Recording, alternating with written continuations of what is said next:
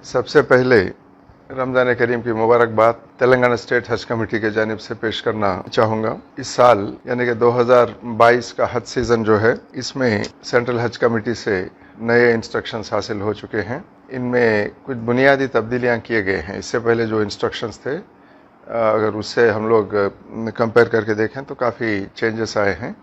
सबसे पहले 65 ईयर्स यानी कि 65 साल से ज़्यादा उम्र वाले जो भी आज़मीन हज हैं, उनको उनकी एलिजिबिलिटी नहीं है। यानी कि 65 ईयर्स से जो एज ज़्यादा होती है वो इस साल हज के लिए एलिजिबल नहीं है, तो उनके एप्लीकेशंस भी एक्सेप्ट नहीं किए जाएंगे। और सऊदी हुकूमत की तरफ से जो ये इंस्ट्रक्शन है कि किसी हालत में 65 प्लस को नहीं लेना चाहिए। ये सिर्फ हिंदुस्तान के लिए नहीं है, आलम भर में जितने भी ममालिक हैं सबके लिए यही इंस्ट्रक्शन है। और दूसरी बात, अब ये भी हो सकता है कि कोई ख़वातीन आज़मीन हज होते हैं, वो 65 के कम एज वाले होते हैं, मगर अगर उनके महरम 65 ईयर से उनका एज और ज़्यादा है, तो ये जो ओरिजिनल एप्लीकेशन होता है आज़मीन हज का, वो भी कैंसिल होता है। अगर आप ऑलरेडी अप्लाई कर लिए हैं, फिर भी वो एप्लीकेशन कैंसिल हो जाएगा। महरम भी शर्त है कि महरम भी 65 से कम होना चाहिए, और साथ ही साथ आज़मीन हज का एज भी 65 से कम होना चाहिए। ये सबसे बुनियादी चेंज है इससे पहले जो इंस्ट्रक्शंस थे उसके मुकाबले। और इसके साथ ही साथ क्योंकि कोविड का सिचुएशन था, उसमें बेहतरी तो आई है, मगर ये नहीं कह सकते हम लोग कि पूरे तरह से इसका ख़ात्मा हुआ है। तो इसलिए सऊदी हज डिपार्टमेंट के जानिब से ये इंस्ट्रक्शन भी है कि डबल वैक्सीनेशन जो सऊदी में एक्सेप्टेड हैं वैक्सीन्स, यानी कि हमारे पास जो दो वैक्सीन ही यूज़ करे थे हम लोग इधर तेलंगाना में, कोवैक्सीन था, कोविशील्ड, ये दोनों एक्सेप्टेड हैं। और इसके आगे कोई दूसरा वैक्सीनेशन मैं तो नहीं समझता कि कोई करे होंगे।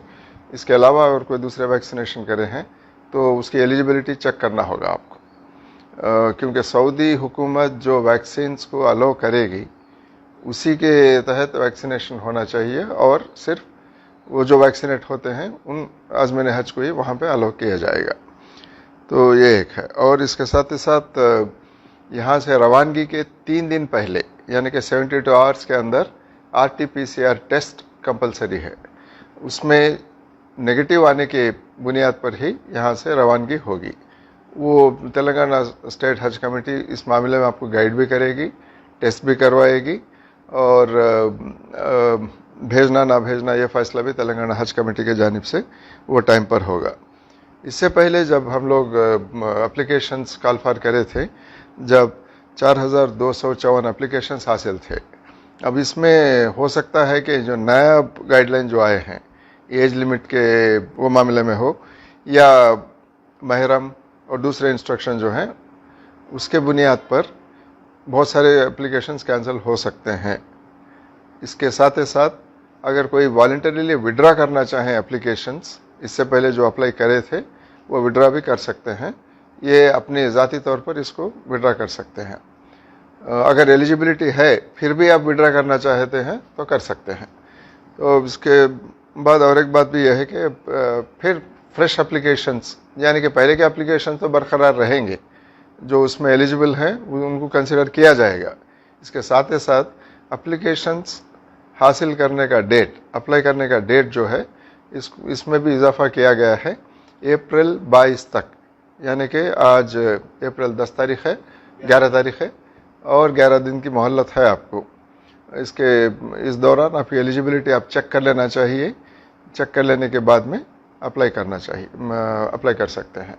और एक इम्कानात भी हैं वहाँ से सऊदी हुकूमत की तरफ से कि आज़मीन हज जो नॉर्मली हिंदुस्तान का कोटा 1,30,000 1,40,000 तक हुआ करता था, हो सकता है कि इसमें जैसे दूसरे मुल्कों के लिए एप्लीकेबल है, वहाँ भी हिंदुस्तान के आज़मीन हज के लिए भी इसमें कटौती हो सकती है।